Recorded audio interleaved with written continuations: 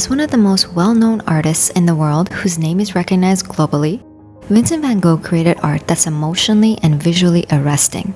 When I think about Vincent, I think about how seeing his work for the first time at the Musée d'Orsay is what inspired me to learn more about this tortured artist. In doing so, it opened up an entirely new world of art to me. That's what his work and story does to the viewers. It invites intrigue, an inclination to gaze a little bit longer, maybe encountering something new in the same piece at each new glance. Vincent was a complex artist to say the least. He was misunderstood and faced a lot of difficulties in his life externally and within himself. But he was also a disciplined man, a fighter for his passion. Largely self-taught, he produced more than 2,000 oil paintings, watercolors, drawings, and sketches, which became in demand only after his death. He developed his style of painting when he moved to Paris in 1886.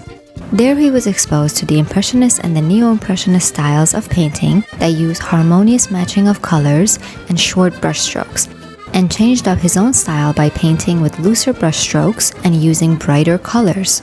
This style became known as Post-Impressionism, a style of painting that focused on the expression of the artist's emotions and psychological responses to the world, using bold colors and often symbolic images.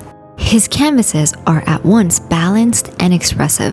The brush strokes almost appear as if they are in motion.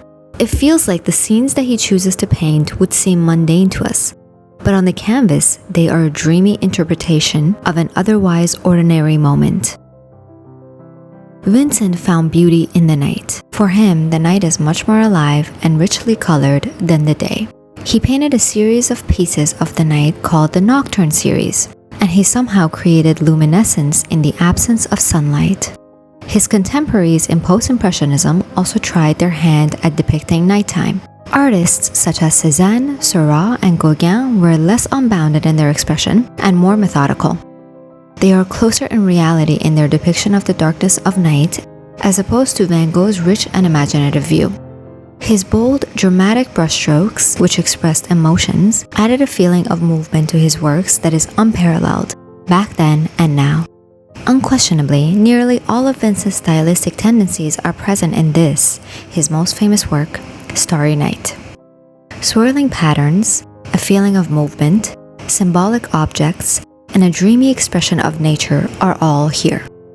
The scene depicts the night sky that covers 3/4 of the canvas and a small village of houses with a church beneath it.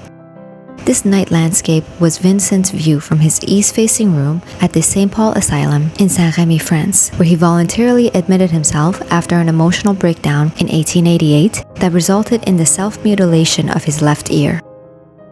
There he sought respite while continuing to create art. He painted this view 21 times from memory, leaving out the iron bars of the window.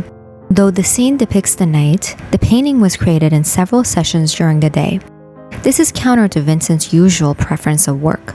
He enjoyed painting subjects in front of him en plein air and in the moment, rather than from his memory.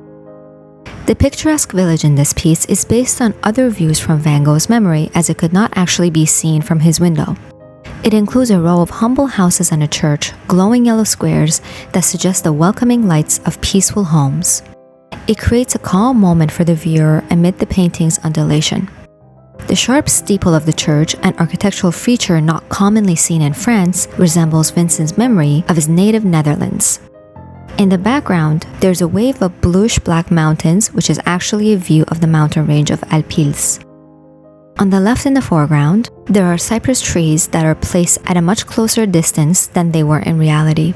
They resemble flames connecting the ground to the sky. Symbolically, cypress trees are associated with death in European and Mediterranean cultures, but to Van Gogh, death was not ominous.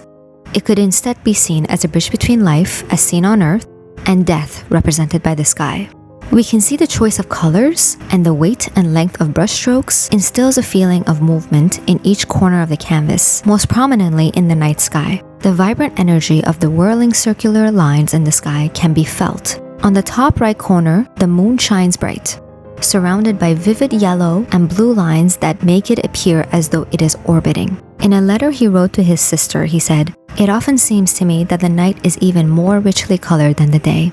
colored with the most intense violets, blues, and greens. If you look carefully, you'll see that some stars are lemony, others have a pink, green, forget-me-not blue glow.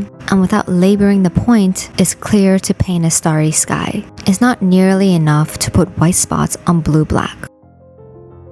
The main character here is the night, more specifically a quiet moment in the night, one that allows us to stop holding our breath and exhale away the day, a solitude charged with hope. This feeling is present among many of Van Gogh's works. Magnificent depictions of otherwise banal scenes that leaves us, the viewers, in awe. His choice of colors create beaming points across the canvas that dance with our eyes as we peer into the painting, unable to look away. His individual style of painting instantly mesmerizes us, each piece captivating us with its vibrance and soothing us with its beauty. Van Gogh's artistic career was extremely short, only lasting from 1880 to 1890. At first, he studied drawings at the Brussels Academy, then moved to his father's church at Etten, Netherlands a year later and began to work from nature, mainly drawing and painting with watercolors as he worked on becoming more technically proficient. He was a self-taught artist. He visited museums and met with other artists to learn, and his understanding of artistic styles and possibilities of paintings evolved quickly. He was infatuated with Peter Paul Rubens' palette and brushworks, and also Japanese woodblock prints like those of Hiroshige and others. While he stayed with his brother Theo in Paris, he drew inspiration from the Impressionists, including Pissarro, Monet, and Gauguin. Although Van Gogh tried many styles in the 10 years he spent as an artist, by 1888, he had developed his own colorfully intense style that was unparalleled and ahead of its time. The intensity that he brought to the canvas has inspired generations of artists that have come after him. He did not gain the success he desired during his lifetime and in no way lived an easy life, but nevertheless, his passion for painting persisted. He captured the turbulent emotions of the world around him and within him and helped us feel them too. I might not remember the specific colors of his paintings or the lines or the subjects, but the feeling they invoke is unforgettable. The tragedies of his life as an artist fueled the creativity that would help his legacy live on after his death, in turn giving us one of the greatest artists the world has ever known.